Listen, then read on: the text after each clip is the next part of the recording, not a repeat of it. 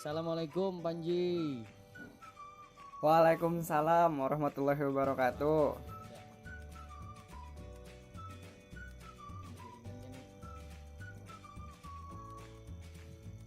Jaringannya nih. Iya Ya, jaringannya Pak. seperti tadi lah, jaringannya bagus tadi.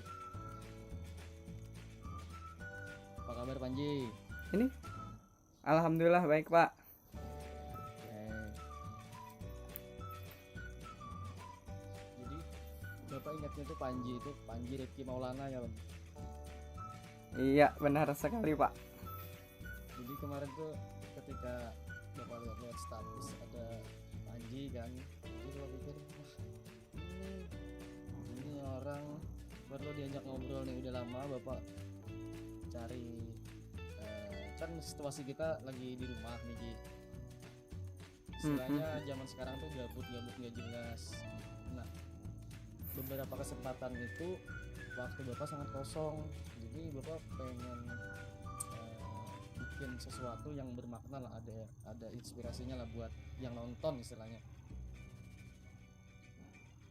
Jadi Bapak cari beberapa mahasiswa yang lulusan yang menurut Bapak ini patut jadi contoh, ini contoh bagi mahasiswa yang masih kuliah, begitu juga yang lulusan. Karena kan problem kita sekarang ketika lulus bingung, rata-rata mahasiswa tuh wah bingung, ada yang nanti dulu lah, ada yang cari honoran sana sini bisa nggak dapat, bisa macam-macam lah, ada yang memang orangnya susah nggak mau berkembang. Jadi wah ini Bapak perlu cari-cari orang. Ternyata Bapak ingat Panji ini kan selama kuliah Bapak lihat memang orangnya aktif dan mantan ketua MPS. Ketua IMPS. Kan MPS itu kalau di kampus organisasi yang memang istilahnya menjadi perwakilan kampus nih dalam event-event tertentu atau dalam kegiatan kampus. Panji salah satunya jadi mantan ketua. Wah, kan keren. Panji ketika kuliah juga orangnya humble kan, Bapak suka gitu, mau nerima dan Alhamdulillah. mau berdiskusi. Makanya Bapak hubungi nih, Ji, apa kabar nih? Sekarang gimana? Kerjanya di mana sekarang? Alhamdulillah Pak, untuk kerja sekarang jadi guru honor di SMP Negeri 6 Banjarmasin. Dan untuk freelance-nya jadi dosen LB atau dosen luar biasa di STKIP PGRI Banjarmasin sebagai dosen penjaskes SD untuk program studi PGSD Pak. Ini kan, ini yang susah dicari oleh lulusan S1 menjadi dosen. Keren.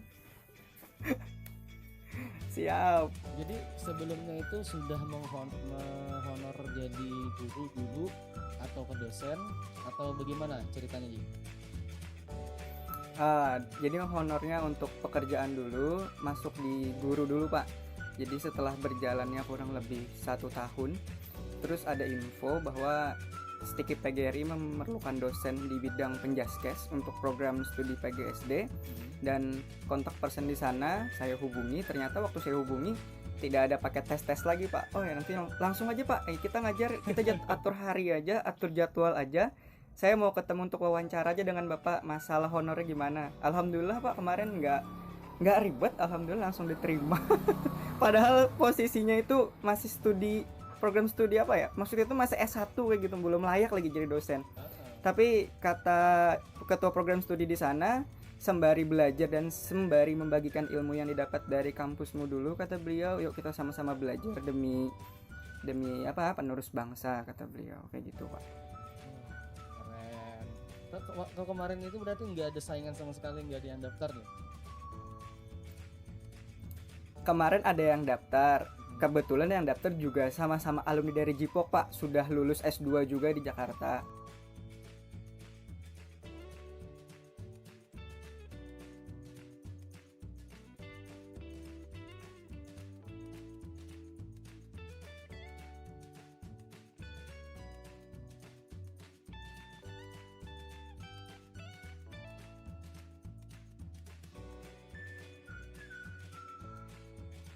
freelance beliau juga sebagai dosen di Uniska, lalu pihak Stikip mengambil satu kelas untuk beliau dan satu kelas lagi disisakan untuk saya Pak. Jadi kayak gitu kemarin. Jadi bagi deh satu kelas. Alhamdulillah di sana bisa kerja sama Pak. Walaupun ya untuk pendidikannya kalah saya dengan beliau S2. Sekarang Masih Pak, alhamdulillah. Berarti Masih Pak. ada 2 dosen berarti di sana ya. Wah, keren. Nah, ini kan kalau Panji sendiri membayangkan, wah saya lulusan S1 bisa jadi dosen, itu bukan berarti tidak ada usaha. Pasti kan ketika mengajar honor di mana, SMP SMA tadi? Di SMP Pak. Di SMP itu kan sangat berbeda ketika mengajar seperti jadi dosen kan. Ini usaha apa yang Panji lakukan ketika oke, lamar jadi dosen, ini apa yang disiapkan nih? Iya benar sekali Pak. Untuk masalah pertemuan dengan peserta didiknya memang berbeda sekali kan. Mereka lebih dibimbingnya agak mudah karena untuk mengenal sama untuk memahami mereka kita hanya perlu untuk mengikuti arus. Sementara dengan mahasiswa kita tidak bisa mengikuti mereka karena di sisi lain mereka juga punya jati diri, artinya secara pikiran pun mereka hampir sama Pak, karena tidak jauh beda usianya. Tapi yang saya persiapkan pertama kali untuk bisa mengajar di kelas mahasiswa itu adalah kesiapan dari segi berbicara, kesiapan materi, sama mental yang baik sih. Bagaimana supaya bisa jadi contoh dan bagaimana supaya mereka itu bisa menerima apa yang saya sampaikan. Itu aja sih Pak kemarin kesulitannya, tapi alhamdulillah semenjak banyak belajar membaca dan sebelumnya pernah bertanya-tanya juga dengan pihak dosen di kampus, dengan teman-teman juga, jadi alhamdulillah sedikit bisa menguasai Pak dengan anak-anak mahasiswa untuk memberikan pembelajaran. Oh, keren. Udah berapa lama gitu? Udah 2 semester Pak, sama semester yang sedang berjalan ini. Nah sekarang situasi diliburkan karena wabah. Untuk anak-anak mahasiswa diliburkan Pak, jadi kuliahnya daring dan perkuliahan mereka biasanya online, tergantung jadwal saya juga sih. Kalau saya menyesuaikan dengan mereka, kadang saya beri tugas di Google Classroom, atau misalkan tidak ada halangan kita pakai Zoom seperti ini Pak. Itu apa namanya yang di SMP? Kalau yang di SMP penugasan aja Pak, sama mereka disuruh membuat video senam, dikumpulkan ke grup peguyuban wali kelasnya. Jadi wali kelas nanti menyampaikan ke saya Pak. Jadi untuk anak-anak diberikan materi senam, dipelajari aja. Sembari mereka bergerak kan, masa-masa Covid kan memang harus perlu jaga stamina Pak. Jadi seperti itu aja. Keren. Kan Bapak juga merasa senang ada lulusan S1 mengajar jadi dosen, tapi tidak melepas sebagai guru honor. Wah, keren.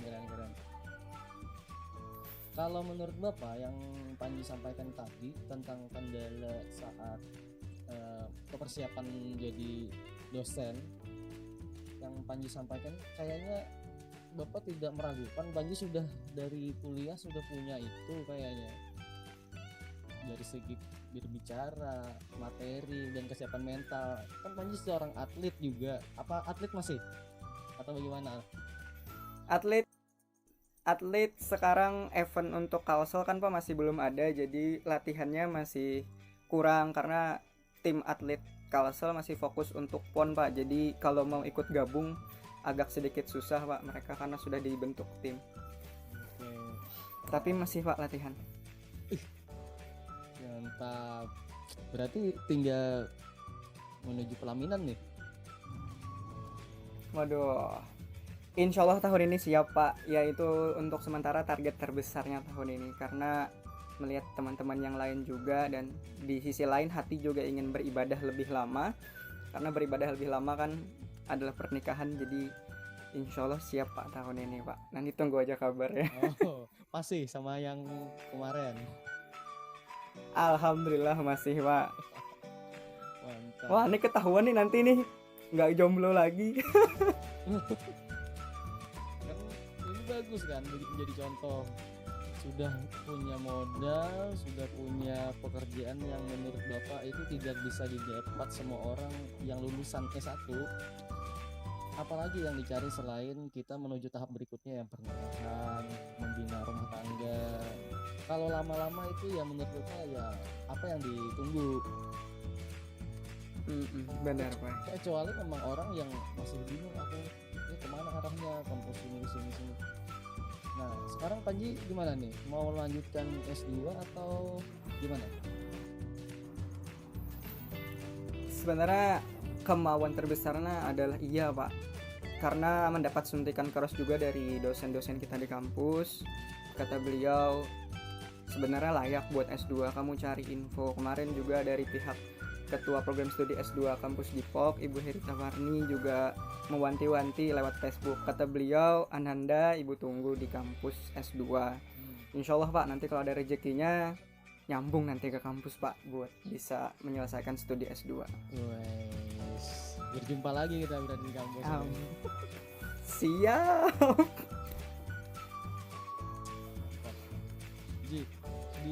Di kuliah, maksudnya di menjadi seorang dosen ngajar berapa mata kuliah? Untuk sementara jumlah rambel yang diberikan ke saya itu masih 2 SKS Pak, artinya satu mata kuliah. Tapi dari 2 semester genap dan ganjil saya selalu dapat ruang untuk mengajar, karena pihak Stikip masih memerlukan, dan juga pihak Stikip berencana kalau nanti saya mau menyelesaikan studi S2 kembali, mereka mau membuatkan NIDK kalau tidak salah. Ya, Dan syaratnya memang harus S2 Pak. Iya. Berarti setiap semester di SKS mengajarnya. Yang itu teman Pak Habibie.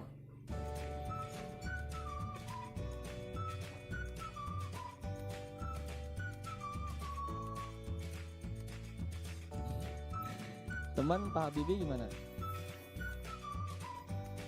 Alhamdulillah Pak Habibie ya orangnya enak Pak, diajak konsultasi, diajak diskusi tentang RPS. Karena sebenarnya saya baru tahu juga nih Pak, kalau misalkan pembelajaran di kampus itu juga ada RPP-nya. Nama RPP-nya itu RPS, rencana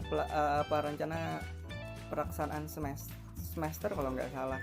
Jadi disuruh membuat ancang-ancang selama 1 semester itu kita mengajarkan pertemuan pertama sampai pertemuan ke-18 itu apa. Nah jadi untuk pembuatan RPS, karena Pak Habibie mungkin punya basic waktu di Uniska, beliau ngajar, jadi saya nanya-nanya aja sama beliau Pak. Beliau memberikan arahan, oh RPPS-nya kayak gini aja, kata beliau. Ya kurang lebih sama RPP, hanya saja untuk ibarat bahasa KIKD atau kompetensi dasar dan inti di mahasiswa itu lebih sedikit rumit Pak. Dan itu kemarin perlu dikonsultasikan juga sama pihak prodinya supaya tidak terjadi kesembarangan aja Pak. Maksudnya itu tidak sembarangan membuat RPS-nya gitu. Baru tahu ya Ji? Iya Pak, baru tahu.